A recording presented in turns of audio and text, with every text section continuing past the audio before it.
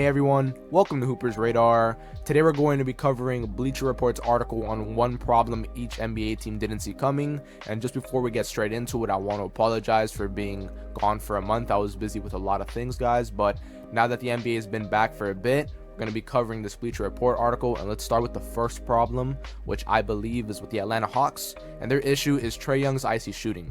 So obviously Trae Young has gotten off to a very slow start this season. He's still playmaking very great and putting up good assist numbers, but his shooting has been iffy and he hasn't really been scoring on a efficient level. And I think that's put a bigger emphasis on how good DeJounte Murray's actually been playing. And obviously I think as long as one of those two guys are playing well, the Hawks are still a competitive team, and they've still been pretty competitive despite Trae Young being off to a very slow start. So that's great for this team. So going on to the next issue is the Boston Celtics offense getting a little too stagnant. So we've known that the Celtics offense can get stagnant at times because it's obviously very dependent on Jason Tatum and Jaylen Brown, and those two guys are very ISO dependent scorers. So of course at times the Celtics offense is going to get stagnant because when Jason Tatum and Jaylen Brown lead your offense and they score based on isolation scoring, it's going to get stagnant. But at other times it isn't stagnant, but of course they're still going to struggle with that. They still have their two best players are still ISO scorers.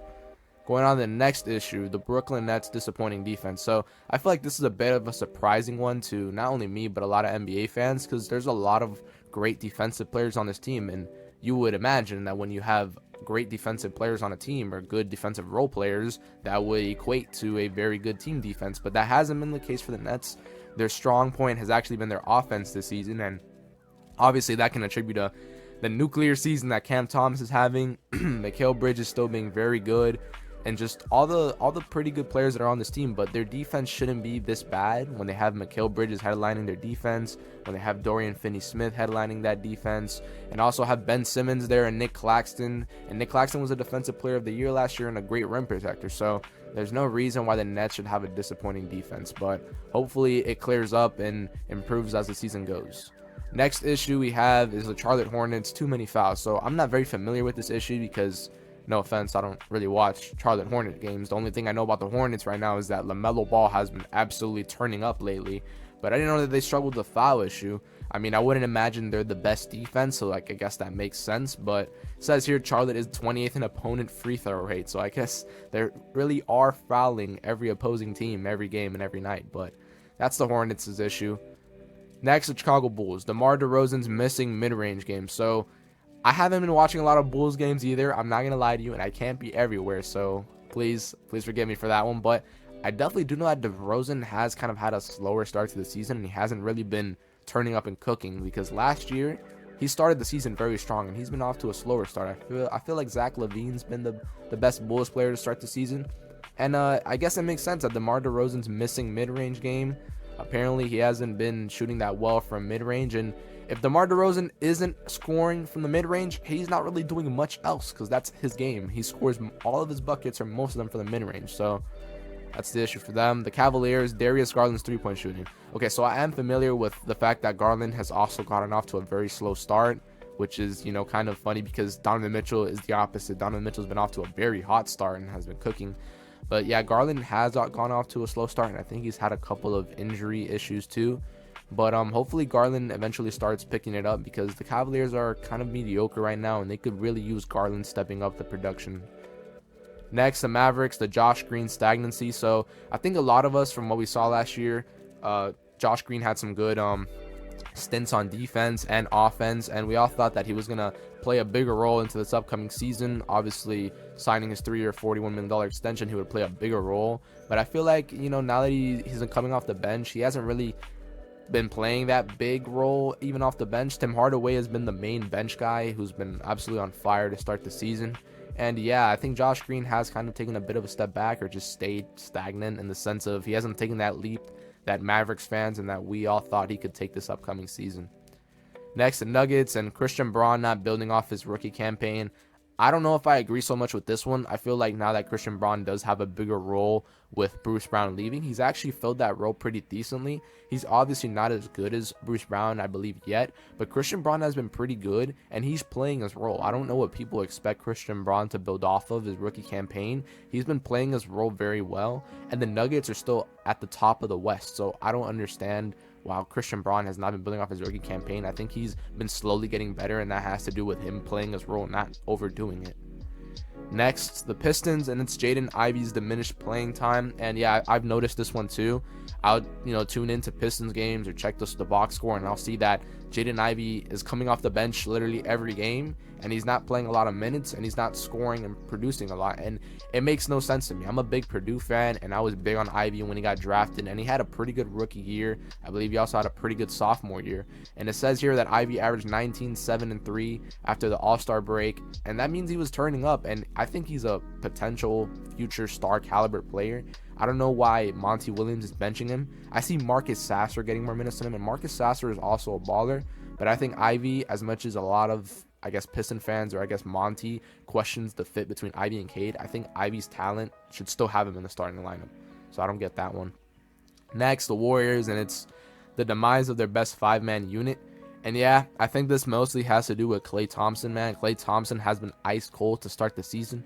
I mean, he got people on Twitter clowning him, calling him washed already, and Klay is off to the slowest start in years, man. Like, Klay is just not the same Klay. He's not hitting those threes. If he's not hitting threes, he's low-key bagless. Like, I don't want to put it out there, but Klay doesn't really have a bag to get to the rim much, and his defense is also deteriorated. So if Klay is not hitting threes and stretching the floor, then Klay isn't really doing much for this team, and it makes sense. But I feel like he's the biggest reason why that 5-man unit isn't playing up to par as per usual. Next, the Rockets, and it's Fred VanVleet's 2-point shooting. I don't know much about this one, but it says take this as a sign the Houston Rockets do not need to worry about so far. VanVleet shooting inside the arc is probably the biggest issue, and I guess he's just not shooting well. His 2-point clips is at 40%. Yeah, so he's not shooting exactly the most efficient from the 2-point range, which I don't see as a big issue because the Rockets have been still playing well. Alperen Sengun is playing amazing. Dylan Brooks is like scorching hot from 3 and is playing well, so I don't think this is a big issue for the Rockets. The Pacers, the transition offense is just okay, and yeah, I guess this could be sort of an issue, but it doesn't matter because the Pacers offense has been really good, whether it's good in transition or not. They have one of the best playmaking point guards. Tyrese is playing amazing. They have great players on that team. Bruce Brown is playing a good role. Obi Toppin is playing a great role. Benedict Mathurin, and they're positive right now. They're at the mid or top of the East right now, and the Pacers offense is still really good, even though they're not as great in the transition. Next, the Clippers, and it's a hopeless start to the James Harden era, and yeah, I know a lot of people have been paying attention to this one. Since James Harden got there, the Clippers have been on a losing streak, and they just snapped that losing streak the other day. And you know what it took for them to snap that losing streak? Russell Westbrook being the bigger man and requesting to come off the bench, because we all know that lineup was not going to work very well. Harden and Westbrook in the same lineup along with PG and Kawhi. It's too many people that need the ball in their hands, and there's only one basketball. And then the only big man they really got in that lineup is Zubac, and it's just that team was off to a very slow start when Harden got there, but someone had to come off the bench, and I didn't want it to be Russ because I just love what Russ has done on that team since he got there, but Russ was the bigger man and let Harden start, so that's that. Lakers, Austin Reeves development, so I can see why this is a concern because I feel like the hype over Team USA and Austin Reeves during the summer and offseason was insane, and everybody was like, oh, Austin Reeves is going to have this immaculate breakout season where he's going to average 25 and 5, and I think the hype kind of got a little bit over. I guess it went a little bit over, and Reeves is still playing pretty good this season, but he's not averaging that 25 and 5. He's averaging 13 and 4 on, decent shooting. And it's like, there's a lot of guys on this team who can score the ball, and I feel like that's also the reason. Like, I think Austin Reeves can be a 20-point per game scorer, but he needs to have less offensive options on the Lakers team because that Lakers team is deep. But I don't think it's a big concern. Austin Reeves is still playing pretty well. Grizzlies, just everything. So basically the issue with the Grizzlies, according to Bleacher Report, is everything, and it's easy to say everything when they're on a losing streak and they're negative, and I believe they started off 0-7 before they started winning a couple games, and I think Ja Morant's absence has been a lot more than they thought expected, and especially Tyus Jones. I don't know if Marcus Smart, replaces the Tyus Jones role as well. He's definitely better defensively, but there definitely is issues with this Grizzlies team, and I don't think they should be as bad as they are. I mean, they have the Defensive Player of the Year. Desmond Bane is balling out every night. it's a lot of things going on, and I think there is a lot of issues with this team. But I think it'll take is just going back to the drawing board and fixing things up and eventually playing consistently. So the Miami Heat's issue apparently is Kyle Lowry's usage rate. So apparently they're using Kyle Lowry a lot, which makes sense. Why wouldn't they use Kyle Lowry a lot? I believe that's the only competent point guard they have on the team right now, and that's the case because they let go of Gabe Vincent, so they're stuck with Kyle Lowry now, and he's been okay. I'm not gonna say he's been amazing. He's definitely been okay, and the Heat have been winning a lot of games as of late, and that's just been because they've been playing that same Heat ball. Duncan Robinson is having a bounce back season. Jimmy Butler's been ramping up things. Bam is playing out of his mind and playing just amazing on both sides of the ball. But they definitely do need to get a younger point guard and have Lowry come off the bench, because Lowry is definitely better off the bench.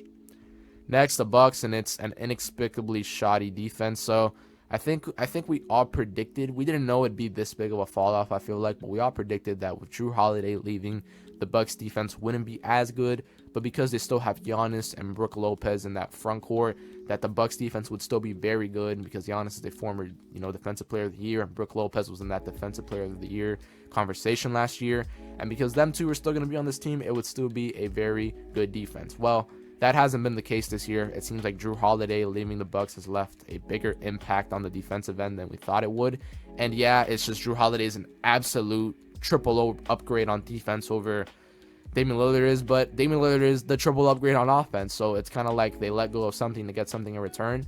And now the Bucks have still been pretty good, they have been much more reliant on winning games with their offense than they have their defense. Their offense is what's taken them over the hump on most games, and it is their defense. And that's because Dame is just absolutely atrocious on defense, but it's a sacrifice they made, and they're dealing with it, and hopefully they can find some consistency on that side. Next, the Timberwolves, and it's Karl-Anthony Towns outside volume. So I don't know what this one is, but is it embrace the Minnesota Timberwolves, the biggest problem equivalent? So apparently it's his volume three-point shooting. His 6.6 three-point shooting attempts per 3 are slightly higher than last year, but nowhere near a career high. So I guess he's not converting at such an efficient rate on his threes, and he's kind of shooting a bit more threes than last year, or a little less. But Cat has been definitely ramping up things as of lately, so I think his three-point shooting will eventually get to the efficiency that it usually is. But he's been playing way better as of lately, so I don't think this is a big issue to loom over. Next, we got the Pelicans and the best player minutes. So the top end availability is supposed to be New Orleans Pelicans' glaring issue. The ability of their best players to coalesce into a demonstrated force is never a question. The Pelicans split with Zion Williamson and Brandon Ingram. Ingram and Zion on the floor. So apparently Ingram and Zion on the floor together is not very good, because it has a minus 6.7 net rating. And then with Zion on and Ingram off, it's still minus 10. But with Ingram on and Zion off, it's still minus 12. So apparently Ingram and Zion aren't a great fit next to each other, is apparently what these stats are saying. And I don't know. I mean, I don't think they need to pick one guy, but I think Zion hasn't been playing exactly. He hasn't been having the best season either. And Ingram, I feel like, has won the locker room in the sense of he's the number one option on this team. And then CJ got injured, so it's a lot of issues going on with this team right now. I mean, I don't know if Ingram and Zion are a great fit together. I don't think I've seen enough of them together in crucial minutes, but I think the Pelicans will eventually get things together, especially when CJ is back, so we'll see how that is. Next, the New York Knicks, and it's Jalen Brunson's floater is MIA. So basically, Jalen Brunson isn't hitting his floaters. And I don't know how this is a big issue. Like, Jalen Brunson is still getting buckets and still playing very well. And he's still the reason most of the time why this Knicks team has a pretty good offense and how this Knicks team wins games. Because he pretty much opens games, continues them, and closes them for this team. He's the only competent, consistent closer on this Knicks team. But Brunson's floater being MIA shouldn't be a big issue. I think he'll eventually get that touch back and start hitting them. Next, the Thunder, and it's Josh Giddey's up and down start. Obviously, yeah, Giddey has been on a up and down start, but I think it also has to do with the fact that the Thunder, have Chet Holmgren now, and he's taking some shots away from Giddey, Jalen Williams. Like, this team, this starting lineup for the Thunder has guys that can each go for 20, and it's a very competent lineup. And yeah, Giddey, obviously, efficiency-wise, too, has been on an on and off start. I think Giddey will eventually get things together, and it's just a product of kind of getting used to and easing into the season and starting to warm up, but I don't think this is a big concern. Giddey still has a bright future and is still a star caliber player in my opinion. The Magic, and it's the reliance on Jonathan Isaac. So apparently this is the fact that they're relying on, because Isaac is plus 16 in 102 minutes, and the Magic have lost both games in which he hasn't played by double digits. So apparently the Magic are very reliant on him off defensively, because Jonathan Isaac apparently is their defensive identity. So I think the Magic have still been pretty good without him, but it says they've lost 2 games without him. So the Magic are still a pretty good team, I feel like, without him, but I can understand why Bleacher Report says it's the reliance on him, because defensively, Isaac is probably their identity. Next are the 76ers, and apparently they have allowed too many layups, so that means they're doing a very good job perimeter defense-wise, but they're not doing a very good job on the interior. I do know the Sixers have been off to a great start with Embiid and Maxey absolutely balling out, Kelly Oubre obviously balling out as well, and I guess their defense hasn't been very good in the interior wise since they're allowing too many layups, but I think they could fix that up. Nick Nurse has still been coaching very well on that team, and he makes adjustments, so that shouldn't be an issue all season. The Suns and the big 3 availability. Yeah, man, this big 3 I think is not, we can't say it hasn't lived up to the hype yet, because we haven't seen Bradley Beal really out there much, and when he has been out there, he's been okay.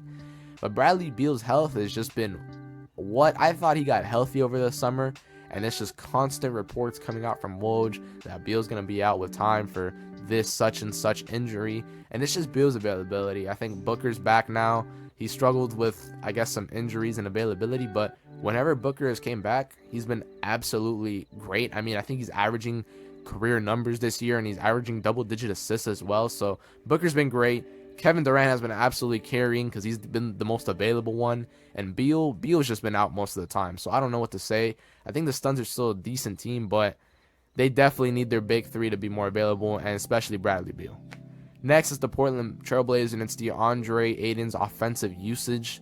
So I guess DeAndre Ayton's offensive usage has ramped up more, and his usage rate has nosedived to a career low despite playing for a significantly less team. Okay, so the concern is his offensive usage. So even though obviously Ayton is on a team now where he should be getting the ball more compared to that Sun team last year where he absolutely did not get the ball, his usage rate is still not that high, and it's still very low. And I guess what Bleacher Report is implying is that the Blazers should use him more. So I definitely agree with that as a Blazers fan. I've been watching Blazers games, and it's been, well, I can't say it's been Scoot. Scoot's been out. It's been very Sharp dependent, and it's been Jeremy Grant dependent. And yeah, we should definitely use DeAndre Ayton a lot more. He's been having a solid season for sure. Next, it's the Kings, and it's the Harrison Barnes regression. So obviously Harrison Barnes has been in the league for a while now, and he's been pretty reliable and a very good 3-point shooter, but I think age might be catching up to him to a certain point, or he's just off to a slow start.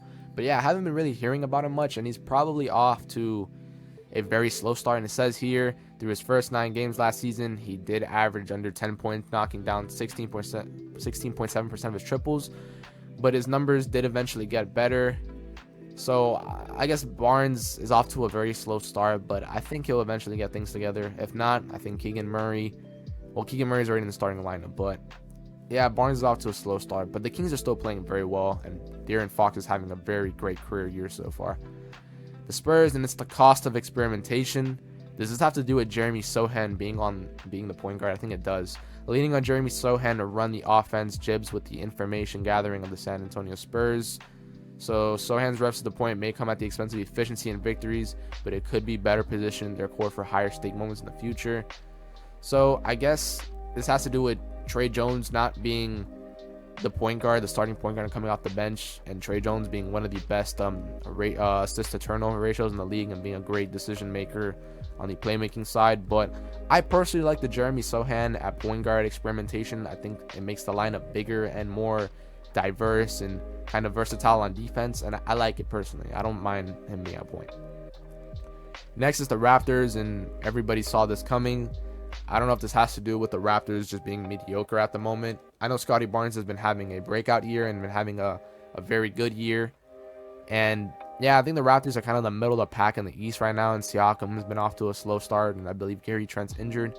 but its Toronto Raptors have a surplus of offensive problems. Absent half-court offense, skyrocketing turnover rate, and a dearth of free throw attempts head the list. And yeah, obviously they lost their best playmaker in Fred VanVleet, but Dennis Schroeder has been pretty solid, I think, this season. And I think the Raptors are still a playoff team. They just need to get things together. But yeah, they are off to a slow start, and they didn't really do much in the offseason. Dennis Schroeder was their biggest acquisition. Next is the Utah Jazz and their frontline combination weirdness. I guess this has to do with their front court. They're a very crowded front court. Obviously, they have Walker Kessler, John Collins, Kelly Olynyk, Taylor Hendricks in that front court. And they also just started Keontae George now in the starting lineup. So adding John Collins to the fold was a tactical risk, one that could shrink the floor inside the half court and displace some Lauri Markkanen and Walker Kessler from there. Okay, so yeah, it's basically the stacked front court. And yeah, they're very stacked on their front court. They have Kessler and Markkanen, Collins, and I think it's just their front court, like the crowdedness in their front court. And I guess this makes sense. They do have a very crowded front court, and I think eventually they got to figure out who they want to keep long term. Next issue is the Wizards, and it's Jordan Poole's lack of counting stats. So yeah, Jordan Poole has been absolutely atrocious to start the year, and you'll have a highlight every now and then where you think he's absolutely cooking, but then at the end of the game you check it and he's still putting up mediocre numbers, and he's been off to a slow start. I believe he was averaging about 16 points per game, which is, for some reason, somehow, it is lower than the year where he was the sixth man for the Warriors and he averaged 20 on much better efficiency. And you would think that now, with Jordan Poole having his own team, having the green light to take whatever shots he wants, having all these minutes, not having to play a specific or the minimized role, he would be averaging great numbers, have that James Harden first year in Houston breakout year, but it has been absolutely the opposite. Jordan Poole is not only not even averaging 20, but he is absolutely averaging 16 on very inefficient counting stats. So Jordan Poole's been a big issue this year and hasn't been playing up to par. And Kyle Kuzma's been playing solid for the Wizards, but that's been the issue for the Wizards, man. Jordan Poole has not been playing very well, and at this point, they might as well just have kept Chris Paul if this is the Jordan Poole they're going to get all season. But these are all of the problems that Bleacher Report has listed for all 30 NBA teams. Let me know what you guys think about Bleacher Report's opinion and problem for every team in the comments. I hope you guys enjoyed this video. This is my first video back, so please let me know what you guys thought in the comments. So I hope you guys all enjoyed. Please make sure to like and subscribe to stay on the radar for all things basketball.